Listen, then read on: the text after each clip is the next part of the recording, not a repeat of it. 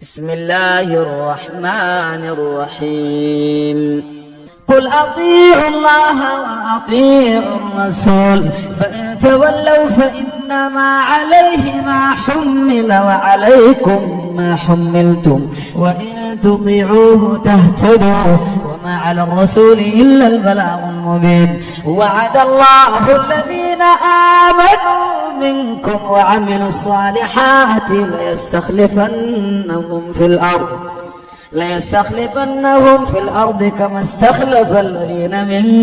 قبلهم وليمكنن لهم دينهم الذي ارتضى لهم وليبدلنهم من بعد خوفهم أمنا يعبدونني لا يشركون بي شيئا ومن كفر بعد ذلك فأولئك هم الفاسقون وأقيموا الصلاة وآتوا الزكاة وأطيعوا الرسول لعلكم ترحمون لا تحسبن الذين كفروا معجزين في الأرض ومأواهم النار وبئس المصير ولبئس المصير يا أيها الذين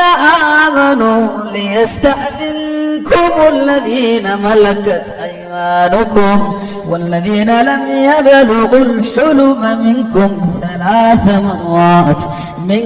قبل صلاة الفجر وحين تضعون ثيابكم من الظهيرة ومن بعد صلاة العشاء 3 عورات لكم ليس عليكم ولا عليهم جناح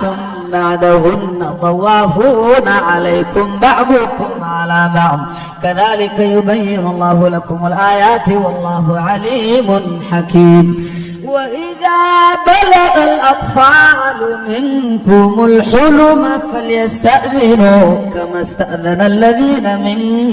قبلهم كذلك يبين الله لكم آياته والله عليم حكيم والقواعد من النساء اللاتي لا يرجون نكاحا فليس عليهن جناح أن يضعن ثيابهن غير متبرجات بزينة وأن يستعففن خير لهن والله سميع عليم ليس على الأعمى حرج ولا على الأعرج حرج ليس على الأعمى حرج ولا على المريض حرج